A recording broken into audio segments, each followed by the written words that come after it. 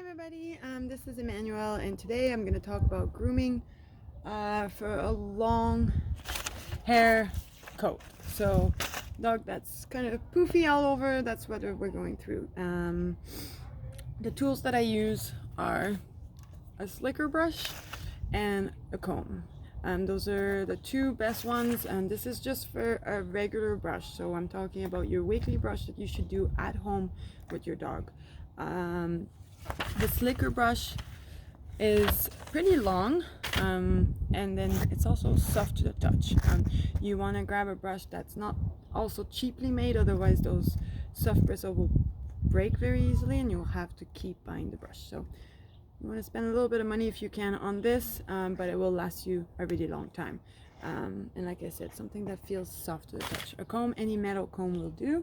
And then how often is really important. So a weekly basis is when you should do this with your dog, if you have a big poofy dog. It's just the minimum requirement. It will help with lots of things like matting. Also having a look all over your dog's body is a good thing. You can find lumps or disease or parasites. There's all kinds of things that goes on in that hair, that could go on this hair. So you want to keep having a look every week throughout the whole body. Also, it distributes the natural oil all over your dog's coat, so it's very healthy for them. It makes them feel more comfortable, and it will help with the shedding in your house, which is a plus for everybody because nobody loves hair in their house. So I'm gonna get Charlie to come here and show you how it's done. It's important to have a tie, just because anytime you're gonna groom, I always mention this, you want to have your dog tied up, because otherwise they're gonna run away from you and just make it harder for you. So Charlie, come here. Charlie escaped because he saw the brush, so he's a big baby, he doesn't love it, but he'll tolerate it. So Charlie, come on. So this is Charlie. What I'll do is I'll just tie this up around him and I'll take his collar off. By the way, this is my own dog, so he's a little sweetheart and he's used to this. Take the collar off because that's just unnecessary tangle, and then tie them to something. So right here we're going to use a tree because I like being outside to brush my dog. The hair doesn't go in my house and it flies away for the birds. Just kidding, I pick up most of it, but the extra will fly away for the birds. So the way I brush my dog is, first of all, you can either start with your comb or your slicker brush. Charlie is pretty well done, so I'm gonna go ahead and use the slicker brush. If your dog has a lot of matting, you think, then you might want to go with this so you don't catch any matting and pull on their hair really with the slicker brush and it hurts. So go with your comb. And then the areas that match the most, or the most sensitive, are the armpits, the groin area, so right in the corner here, inside those legs, their big poofy back hair, and behind the ears. Those are the spots that Charlie anyway gets the most amount of mats. So I'm gonna go ahead and start with my slicker brush. The way I groom or brush their hair is by lifting, and then you see all the layers and you go layer by layer. That will be the best way to get all the dead hair out of their coat.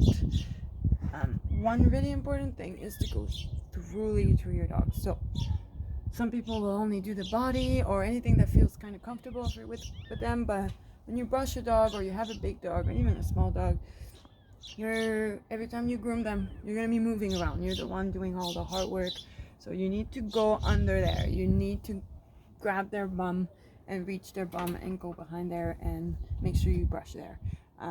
It's important because that's where they mat, and mats are unhealthy and they hurt. So for the bum, Charlie that's where he gets the most amount of tangle. So I just grab it and then I'll brush with my slicker brush once again.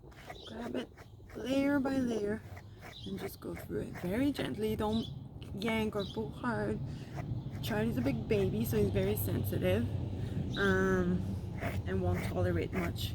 But some dogs do tolerate a little bit more tougher brushing, I guess I should say, but it's not necessarily the best thing to do for your dog. The tail is a bit different. I just grab it like this and kind of go through it. Another tool I use for my tail, for his tail, is the comb, and just go through it like this. I also use the comb for the back of their paws, and this little hair right here. That's where you get the most leaves, grass, dirt. So you want to go with your comb and make sure it's all untangled and you got everything, because this is good for dead hair, making them look pretty poofy, but it does not go deep and catch all the hair that might be hiding in there. So through leading your dog, lift their leg and go in there and just comb every little area. So you do that throughout their whole body. And then one spot I wanted to show on Charlie is the ears. The ears are sensitive, like I say, so you go with your comb and you comb behind it, all that little tangly hair. A lot of dog mats back there, and it just doesn't look good if you have a big mat behind your ear. Probably doesn't feel good, and when you get to a groomer, they'll have to shave it and they'll have a big bald spot. So the reason why it's important to take care of all these tangled area is because the groomer will have to shave your dog if you don't take care of it. Hi Maya, we have a visitor here. This is Maya. So Maya will be my other dog I will do a video on with another type of double coat, which is shorter but doesn't need as much brushing as this guy. For her it's more about shedding, but Maya, you'll be on another video. But yes, not to leave tangled hair because it's unhealthy. Also, it will be painful. It could cause, to the extreme that I saw in a grooming salon, it will cause a sore on their skin, and it's just not the way we should keep a dog and take care of them. We're talking to the neighbors. And my blind dog just hit the phone over, but anyway, I hope this helped.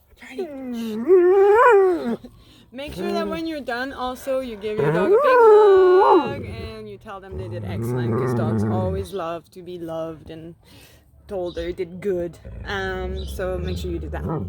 Thank you and have a good day. Bye bye. Say bye. Okay. Okay. You get them.